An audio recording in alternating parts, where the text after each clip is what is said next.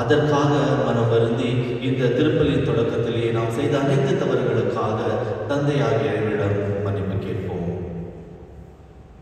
எல்லாம் வல்ல இறைவனிடமும்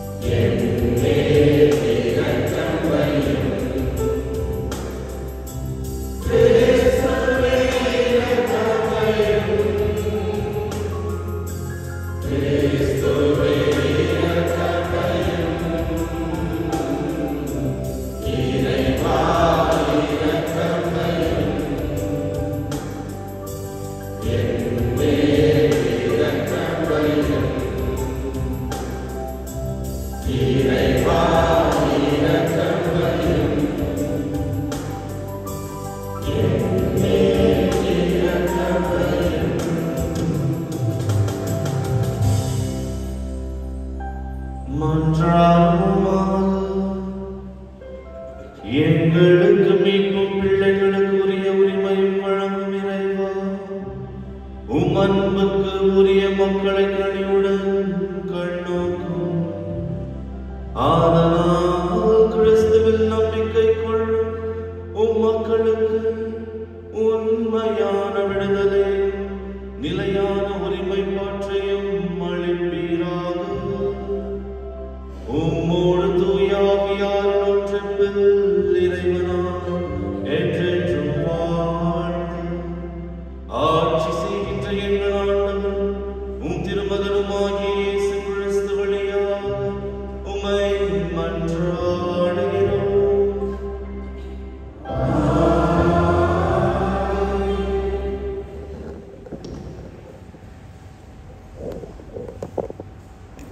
முதல் வாசகம்.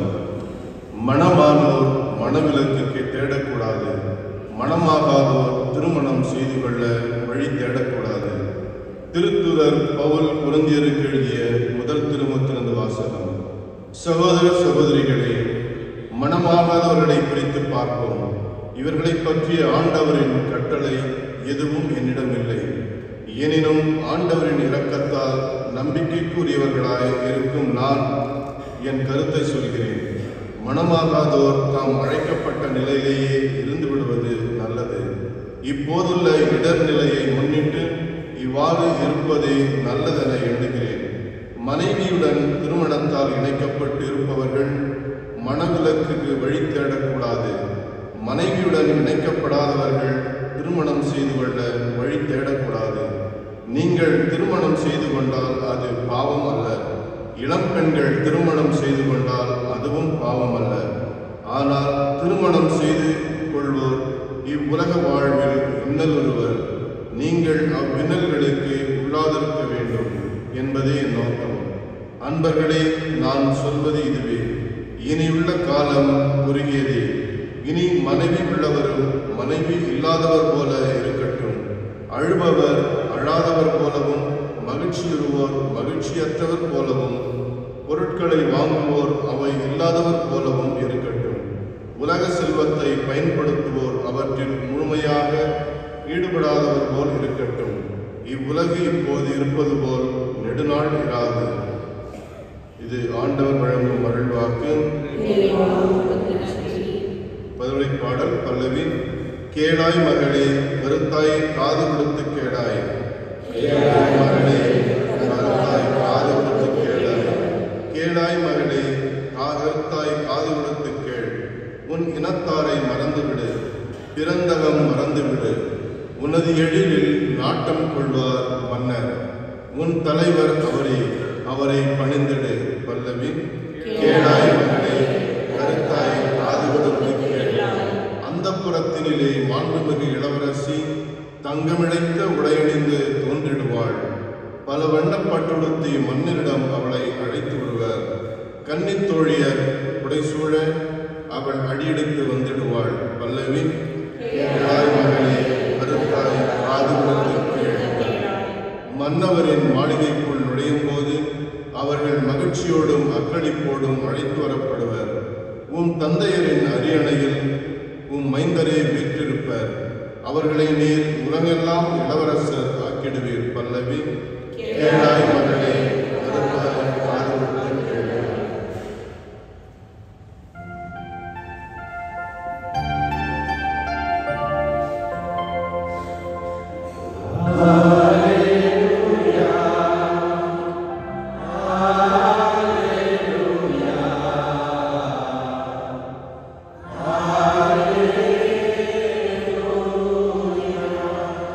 துள்ளி மகிழ்ந்து கொண்டாடுங்கள். ஏனெனில் விண்ணுலகில் உங்களுக்கு கிடைக்கும் கைமாறு மிகுதியாகும். அல்லேலூயா.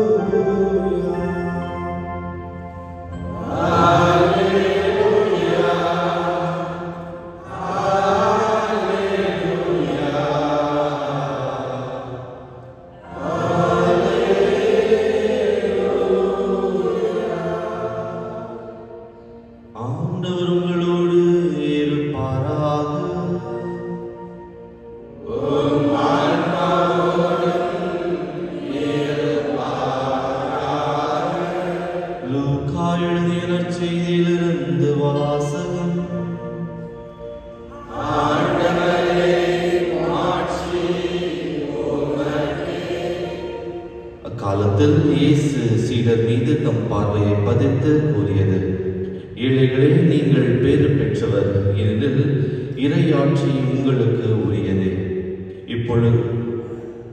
இப்பொழுது பட்டினியாயிருப்போரே, நீங்கள் பேறு பெற்றவர், ஏனெனில் நீங்கள் நிறைவு பெறுவீர்கள். இப்பொழுது அழுது கொண்டிருப்போரே, நீங்கள் பேறு பெற்றவர், ஏனெனில் நீங்கள் சிரித்து மகிழ்வீர்கள். மானிட மகன் பொருட்டு மக்கள் உங்களை வெறுத்து ஒதுக்கும் போது நீங்கள் பேறு பெற்றவர் என இகழ்ந்து தள்ளும் போது நீங்கள் பேறு பெற்றவர். அந்நாளில் துள்ளி குதித்து கொண்டாடுங்கள், ஏனெனில் விண்ணுலகில் உங்களுக்கு கிடைக்கும் கைமாறு மிகுதியாகும். அவர்களுடைய மூதாதையரும் இறைவாக்கினருக்கு இவ்வாறே செய்து வந்தனர். ஆனால் செல்வரோ ஐயோ உங்களுக்கு கேடு, ஏனெனில் நீங்கள் எல்லாம் அனுபவித்து விட்டீர்கள். இப்பொழுது உண்டு கொழுத்திருப்போரே, ஐயோ உங்களுக்கு கேடு, ஏனெனில் பட்டினி கிடப்பீர்கள். இப்பொழுது சிரித்து இன்புறுவோரே, ஐயோ உங்களுக்கு கேடு, ஏனெனில் துயருற்று அழுவீர்கள். மக்கள் எல்லோரும் உங்களை புகழ்ந்து பேசும்போது ஐயோ உங்களுக்கு கேடு, ஏனெனில் அவருடைய மூதாதையரும் போலி இறைவாக்கினருக்கு இவ்வாறே செய்தார்கள்.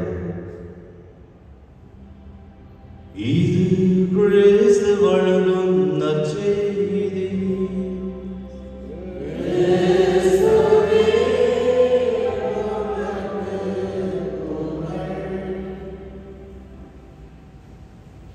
இயேசுவில் அன்பார்ந்த சகோதர சகோதரிகளே, இந்த நாள் நம் அனைவருக்கும் ஒரு முக்கியமான மற்றும் ஒரு மகிழ்ச்சிக்குரிய ஒரு நாளாக இருக்கின்றது. இந்த திருப்பலியில் 3 தம்பதிகள் அவரது திருமண ஆண்டை கொண்டாடுகின்றார்கள். ஆனால் இன்றைய முதல் வாசகத்தை வாசிக்கும் போது திருத்தூதர் பவுல் சொல்கின்றார், திருமணம் ஆகாமல் இருப்பதே மேல் என்ற ஒரு வாக்குறுதியை ஒரு செய்தியை அவர் தருகின்றார். அவர் சொன்ன காரணம் என்ன என்று நாம் புரிந்து கொள்ள வேண்டும். அப்படி இருக்கும்போது எல்லாரும் ஏன்டா கல்யாணம் பண்ணிக்கணும் யாரெல்லாம் இருக்கீங்களா? ஆனிவர்சரி யாரெல்லாம் பண்ணிருக்கோம்? எல்லாம் சந்தோஷமா தானே வந்திருக்கீங்க. அன்பாதவர்களே, இந்த செய்தியை ஏன் திருத்தூதர் பவுல் தந்தார் என்று நாம் பார்க்கும்போது, எப்பொழுது ஒரு திருமண வாழ்க்கையில் நாம் பங்கு பெறுகின்றோமோ அந்த திருமண வாழ்க்கையின் போது ஆண்டவருக்கு ஒரு உகந்த இடத்தை தராமல் அவர்கள் வெறும் அந்த குடும்ப வாழ்க்கைக்கு மற்றும் அவர் தலை வழங்கும் போது அவர்கள் ஆண்டவரின் ஆசையை பெறாமல் அவரது வாழ்க்கையை வாழ்கின்றார்கள். அதற்காக தான் திருத்தூதர் பவுல் சொல்கின்றார், திருமணம் ஆகாமலே ஆண்டவருக்கு முக்கியத்துவத்தை தந்து நீங்கள் ஆண்டவருக்கு உகந்த ஒரு வாழ்க்கையை வாழுங்கள் என்ற ஒரு செய்தியை தருகின்றார். ஆனால் இந்த கிறிஸ்துவ திருமணம் என்று சொல்லும் போது இரண்டு நபர்களின் நடுவே நடப்பது கிறிஸ்துவ திருமணம் அல்ல, மாறாக மூவர் நடுவே நடப்பது தான் கிறிஸ்துவ திருமணமாக இருக்கின்றது. அந்த மூன்றாவது நபர் நமது ஆண்டவர் இயேசு கிறிஸ்துவாக இருக்கின்றார். ஆண்டவர் இயேசு கிறிஸ்து எப்பொழுது உங்களோடு உங்கள் நடுவில் இருக்கின்றாரோ உங்கள் திருமணமானது ஒரு பலமான ஒரு திருமணமாக, ஆசி நிறைந்த ஒரு திருமணமாக இருக்கின்றது. அதனால் உங்கள் திருமணமானது ஆண்டவரினால் ஆசீர்வதிக்கப்பட்ட ஒரு திருமணமாக இருக்கின்றது. அன்பார்ந்தவர்களை, இன்றைய நற்செய்தியில் நாம் பார்க்கும்போது ஆண்டவர் இயேசு கிறிஸ்து எப்படிப்பட்ட வாழ்க்கையை வாழ வேண்டும், எதை நாம் விட வேண்டும், எதை நாம் ஏற்றுக்கொள்ள வேண்டும் என்ற ஒரு செய்தியை ஆண்டவர் தருகின்றார். என்ற ஆசையை பெறுவதற்கு அல்லது நமது பரீட்சையில் நல்ல மதிப்பெண்கள் நாம் பெற வேண்டும் என்றால் நாம் என்ன செய்ய வேண்டும் என்று நமது ஆசிரியரிடம் கேட்கும்போது அவர் சில குறிப்பை சொல்லுவார். இம்பார்ட்டன்ட் கொஸ்டின்ஸ் சொல்லுவாங்க. அந்த இம்பார்ட்டன்ட் கொஸ்டின்ஸை படித்தா போதும் உங்களுக்கு 80 மார்க்ஸ் வந்துடும். என்னுடைய ப்ரொஃபஸர்ஸ் கூட அப்படி தான் சொல்லுவாங்க. நீங்கள் இந்த 4 கொஸ்டின்ஸ் படிச்சீங்கன்னா உங்களுக்கு 80 மார்க்ஸ் வந்துடும். அன்பாதவர்களே, அதே போல ஆண்டவர் இயேசு கிறிஸ்து மத்திய எழுதிய நற்செய்தி மலை பொழிவில் மற்றும் இன்றைய லூகாஸ் நற்செய்தி சமவெளி பொழிவில், இந்த 2 நற்செய்திகளின் வழியாக எப்படிப்பட்ட வாழ்க்கையை நாம் அனைவரும் வாழ வேண்டும் என்பதற்கு ஒரு எடுத்துக்காட்டாக இன்றைய நற்செய்தியானது இருக்கின்றது. எப்பொழுது நாம் வாழ வேண்டும், எதற்காக நாம் வாழ வேண்டும், எதை நாம் ஏற்றுக்கொள்ள வேண்டும், எதை நாம் விட்டுவிட வேண்டும் என்பதற்கு இன்றைய நற்செய்தியானது ஒரு எடுத்துக்காட்டாக இருக்கின்றது. அன்பாதவர்களே, ஒரு செடியை நாம் வளர்க்க வேண்டும் என்றால் அந்த விதையானது மண்ணில் நாம் வைக்க வேண்டும். அந்த விதைக்கு வாயிருந்தால் அந்த விதை சொல்லும், இந்த இருட்டான குளிரான ஒரு இடத்தில் என்னை வைக்கின்றாயே, ஏன் எனது மீது உனக்கு இவ்வளவு காழ்ப்புணர்வா என்ற ஒரு வார்த்தையானது அந்த விதையானது சொல்லும். ஆனால் அந்த விதைக்கு தண்ணீரை தந்து அந்த சூரியனின் கதிர்களை தரும்போது அந்த விதையானது ஒரு செடியாக வளருகின்றது. அந்த செடியானது ஒரு மரமாக மாறும்போது, அந்த மரமானது ஒரு கனித்தரும் மரமாக மாறும்போது அந்த மரத்தின் கனிகளால் நாம் அனைவரும் மகிழ்ச்சி பெறுகின்றோம். நாம் அனைவரும் சில தருணத்தில் அந்த விதையை போல, ஏன் எனக்கு எனது வாழ்க்கையில் இவ்வளவு துன்பம், ஏன் எனது வாழ்க்கையில் இவ்வளவு நெருக்கடிகள் என்று குழப்பத்தோடு ஆண்டவரிடம் கேட்கும்போது ஆண்டவர் சொல்வது ஒரே ஒரு வார்த்தை தான், நீ எப்படி இருக்கின்றாயோ அப்படியே இரு. ஏனென்றால் இனிவரும் நாட்களில் உனது ஆசீர்வாதம், உனது மகிழ்ச்சி 2 மடங்காக நான் அதிகம் செய்கின்றேன் என்ற ஆசையை ஆண்டவர் தருகின்றார். நாம் அந்த ஆசையை பெற வேண்டும் என்றால் நாம் செய்ய வேண்டியது ஒரே ஒரு விஷயம் மட்டும்தான், அவர் மீது விசுவாசம் வைக்க வேண்டும். இந்த உலகத்தில் வாழும்போது 2 வகையான வாழ்க்கையை வாழலாம். லூகாஸ் திருத்தூதர் பவுல் சொன்னபடி இந்த உலக சார்ந்த வாழ்க்கையை வாழலாம், அல்லது ஆண்டவர் இயேசு கிறிஸ்து சொன்னபடி அவரது கட்டளைகளை ஏற்றுக்கொண்டு விண்ணுலகத்திற்கு சார்ந்த ஒரு வாழ்க்கையை வாழலாம். அந்த 2 செயல்களும் நமது கைகளில் இருக்கின்றது. நாம் எதை ஏற்றுக்கொண்டு நமது வாழ்க்கையை வாழ்கின்றோம்? இந்த உலக சார்ந்த பொருட்களை ஏற்றுக்கொண்டு நமது வாழ்க்கையை வாழும்போது இந்த உலகத்தில் நமக்கு மகிழ்ச்சி கிடைக்கும், இந்த உலகத்தில் நமக்கு செல்வம் கிடைக்கும். ஆனால் நாம் இறந்த பிறகு ஆண்டவர் நம்மை ஏற்றுக்கொள்வாரா? நற்செய்தியில் ஆண்டவர் சொல்கின்றார், செல்வத்தோர் ஐயோ உங்களுக்கு கேடு என்று. ஏனென்றால் நீங்கள் எல்லாவற்றையும் இந்த உலகத்திலேயே அனுபவித்து விட்டீர்கள். நீங்கள் விண்ணுலகத்தில் அனுபவிக்க உங்களுக்கு ஒன்றும் இல்லை, அதனால் நீங்கள் நரகத்திற்கு தள்ளப்படுவீர்கள் என்று சொல்கின்றார். அன்பார்ந்தவர்களே, துன்பம் நமது வாழ்க்கையை நோக்கி வரும்போது நாம் அதை ஏற்றுக்கொண்டு ஆண்டவரின் ஆசியால் நாம் அதை எதிர்கொள்ள வேண்டும். நமது பலத்தால் அல்ல, ஆண்டவரின் ஆசியால் அதை எதிர்கொள்ளும் போது ஆண்டவர் அதை கடந்து செல்லும் அந்த ஆசியையும் தருகின்றார், அந்த பலத்தையும் தருகின்றார். இதுதான் இன்றைய நற்செய்தியின் ஒரு முக்கியமான நோக்கமாக இருக்கின்றது. அன்பார்ந்த சகோதர சகோதரிகளே, இந்த உலக வாழ்க்கையை விட்டுவிட்டு ஆண்டவரின் பாதை, ஆண்டவர் நமக்கு அமைத்து தந்த பாதையில் நடந்து செல்ல இன்றைய நற்செய்தியானது நமக்கு அழைப்பை தருகின்றது. இதற்கு நாம் என்ன செய்ய வேண்டும்? முதலாவதாக ஆண்டவர் நம்மோடு இருக்கின்றார், ஆண்டவர் என்னோடு இருக்கின்றார் என்று முதலில் உணர வேண்டும். அந்த உணர்தல் இல்லாமல் நாம் அனைவரும் வாழ்கின்றோம். எத்தனையோ தடவை இந்த ஆலயத்திற்கு வரும்போது மற்றும் நாம் புனிதர்களாக வாழ்கின்றோம். ஆனால் ஆலயத்திற்கு வெளியே நாம் எப்படி வாழ்கின்றோம் என்று நமக்கு மட்டும் தான் தெரியும். நமது எண்ணங்கள் ஆலயத்திற்கு உள்ளே எப்படி இருக்கின்றது, ஆலயத்திற்கு வெளியே எப்படி இருக்கின்றது என்று நாம் உணர வேண்டும். ஆண்டவர் இயேசு கிறிஸ்து ஆலயத்திற்கு உள்ளே மட்டுமில்லை, எனது உள்ளத்தில் இருக்கின்றார் என்ற ஒரு உண்மையை அறியும் போது நாம் உண்மையாகவே மனம் மாறுகின்றோம். இரண்டாவதாக, நமது குடும்பத்தில் நாம் அன்பின் கருவிகளாக இருக்க வேண்டும். நாம் அன்பின் கருவிகளாக இருக்க வேண்டும். அன்பார்ந்தவர்களே, மாற்றம் எங்கிருந்து தொடங்குகின்றது என்று சொல்லும் போது மாற்றம் நம்மிலிருந்து தான் தொடங்குகின்றது. நாம் மற்றவர்களுக்கு அன்பை தரும்போது அவரும் நமக்கு அன்பை தருகின்றார். நாம் மற்றவர்களுக்கு கோபத்தை, பொறாமையை தரும்போது அவரும் அதையே நமக்கு தருகின்றார். அதனால் நமது குடும்பத்தில், தொடக்கத்தில் நமது குடும்பங்களில் நாம் அன்பின் கருவிகளாக இருக்க வேண்டும்.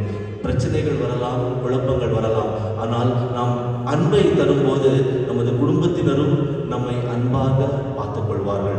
இந்த இரண்டு செயல்கள் செய்யும் போது, கடவுளின் பிரசன்னத்தை உணரும் போது, நாம் அன்பின் கருவிகளாக மாறும்போது, நாம் உண்மையாகவே ஆண்டவர் இயேசு கிறிஸ்துவின் கருவிகளாக மாறுகின்றோம். ஆண்டவர் அமைந்த பாதையில் நடக்கின்றோம். இன்றைய திருப்பலியில் விசேஷமாக நாம் இந்த உலக பொருட்களை, உலக சார்ந்த விஷயங்களை விட்டுவிட்டு விண்ணகத்திற்கு சார்ந்த விஷயங்களை ஏற்றுக்கொண்டு ஆண்டவர் அமைத்த பாதையில் நடக்க தேவையான எல்லா பலத்தையும் ஆண்டவர் நமக்கு தர வேண்டும் என விசேஷமாக ஜெபிப்போம். ஆமென்.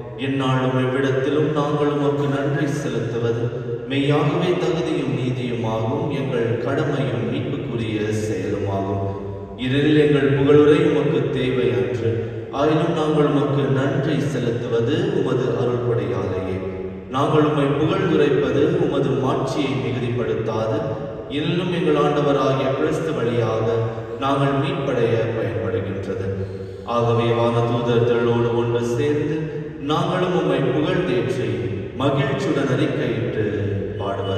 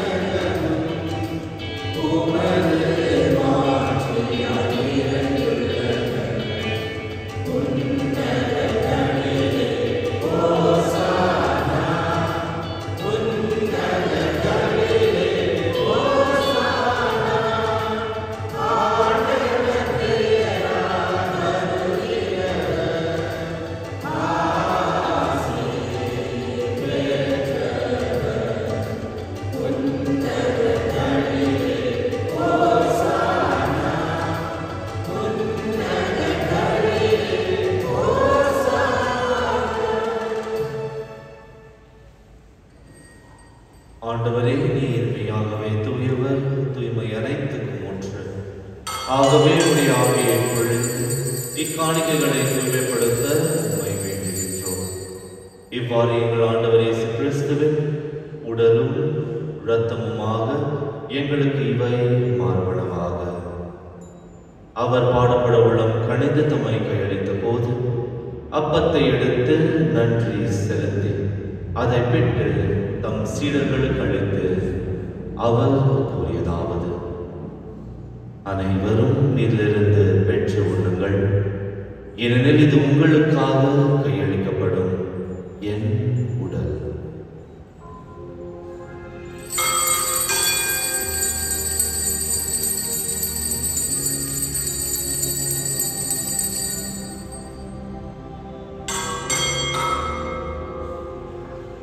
அவ்வண்ணமே இரவு விருந்தை அருந்திய பின் கிண்ணத்தையும் எடுத்து மீண்டும் உமக்கு நன்றி கூறி தம் சீடர்களுக்கு அளித்து அவர் கூறியதாவது: அனைவரும் இதிலிருந்து பெற்று பருகுங்கள், ஏனெனில் இது புதிய நிலையான உடன்படிக்கைக்குரிய என் இரத்தத்தின் கிண்ணம்.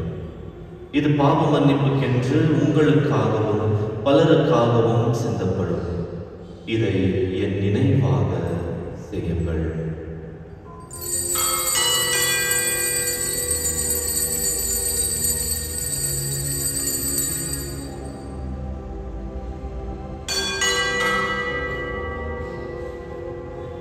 நம்பிக்கையின் மறைபொருள்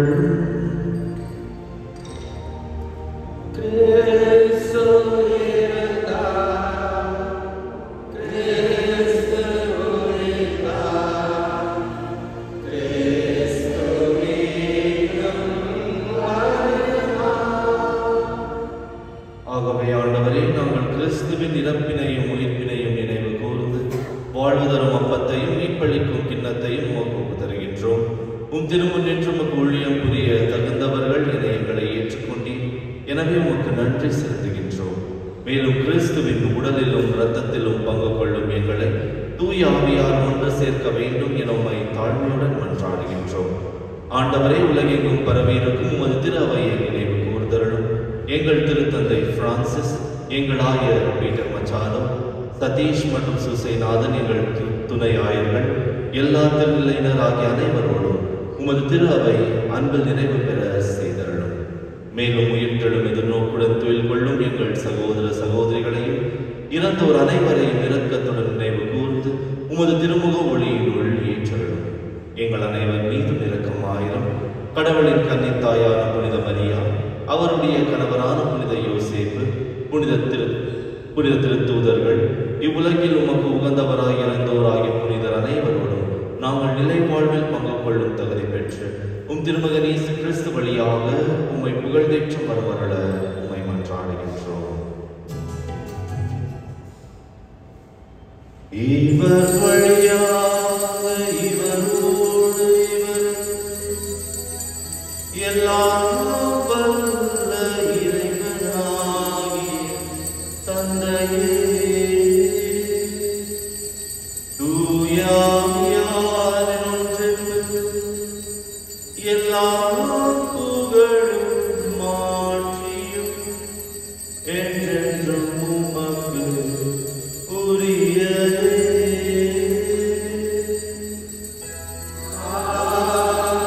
ஆமென்.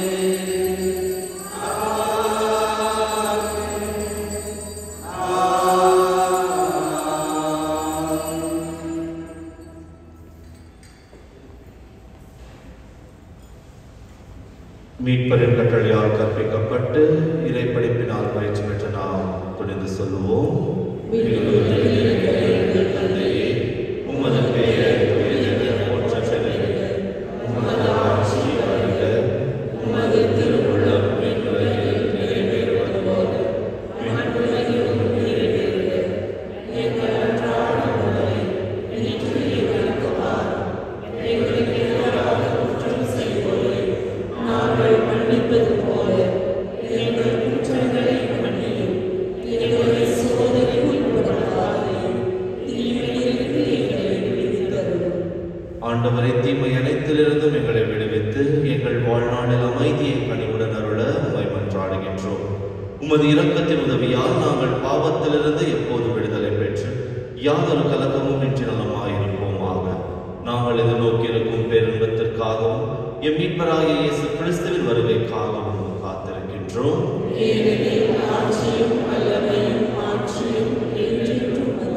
ஆண்டவரே இயேசு கிறிஸ்துவே, அமைதியை உங்களுக்கு விட்டு செல்கின்றேன், என் அமைதியையே உங்களுக்கு அளிக்கின்றேன் என்றும் திரு தூதர்களுக்கு மொழிந்தீரே. எங்கள் பாவங்களை பாராமல் உமது திரு அவையின் நம்பிக்கையை கண்ணோக்கி உமது திருவுள்ளத்திற்கு ஏற்ப அதற்கு அமைதியையும் ஒற்றுமையையும் அளித்தருள்வீராக. என்றென்றும் வாழ்ந்து ஆட்சி செய்கின்றவர் நீரே. ஆண்டவருடைய அமைதி உங்கள் அனைவரோடும் இருப்பதாக. ஒருவருக்கொருவர் அன்பின் அமைதியை பகிர்ந்து கொள்வோம்.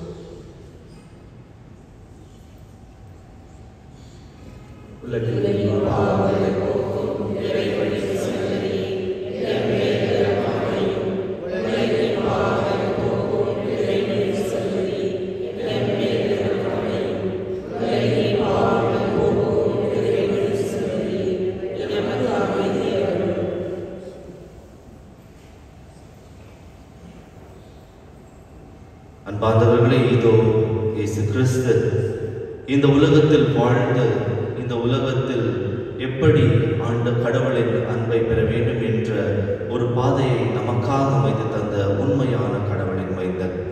செம்மறியிலிருந்து கலைக்க பெற்ற நாம் அனைவரும் பெற பெற்றோர்.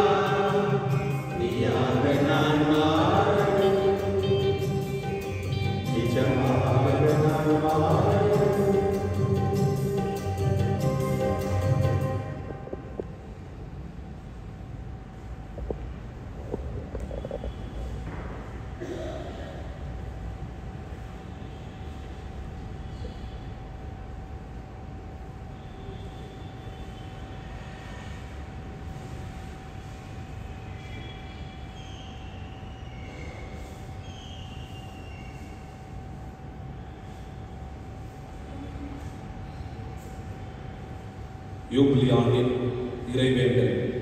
விண்ணக தந்தையே, உம் திருமகனும் என் சகோதரருமான இயேசு கிறிஸ்துவில் நீர் எங்களுக்கு வழங்கிய நம்பிக்கையும் தூய ஆவியாரின் வழியாக எங்கள் இதயங்களில் நீர் பற்றியேற செய்த பிறரன்பு சுடர் உமது அரசின் வருகைக்கான எதிர்நோக்கை எங்களில் தட்டி எழுப்புவதாக நற்செய்தியின் விதைகளை நாளும் வளர்த்தெடுப்போம். நல்லோராய் உம் அருள் எம்மை மாற்றுவதாக. தீமையின் ஆற்றல்கள் மறைந்து உம் ஆட்சியிலிருந்து ஒளிரும் பொருட்டு மாநில உள்ளங்களும் முழு அண்டவெளியும் புதிய விண்ணகமும் புதிய மண்டலம் நோக்கிய காத்திரங்களில் மாற்றம் பெறுவனவாக. யூபிலி கொண்டாட்டத்தின் அருள் விண்ணக செல்வங்களுக்கான ஆதரவை எதிர்நோக்கி திருப்பணிகளாக எதிர்ப்பில் தூண்டி எழுப்புவதாக. அதே அருள் எம் மீட்பரின் மகிழ்ச்சியையும் அமைதியையும் அகிலமெங்கும் அளிப்பதாக. என்றென்றும் போற்றலுக்குரிய எம் கடவுளாகிய உமக்கு ஆட்சியும் புகழும் இன்றும் என்றும் உரித்தாக. ஆமென்.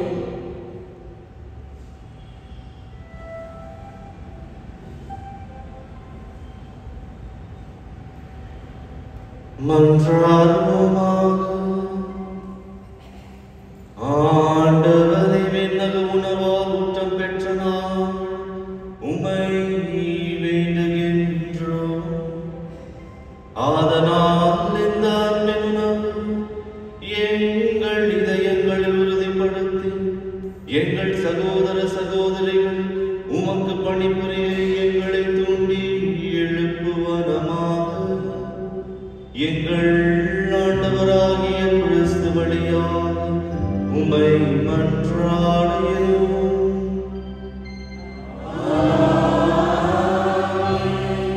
ஆண்டவர் உங்களோடு இருப்பாராக.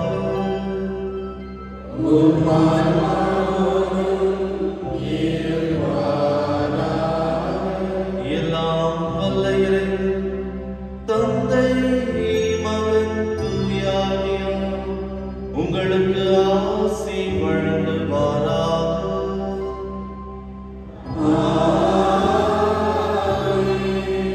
ஆண்டவர் இயேசு கிறிஸ்துவின் கட்டளைகளை ஏற்றுக்கொண்டு உண்மையான கிறிஸ்தவர்களாக வாழ்ந்திட சென்று வாருங்கள்.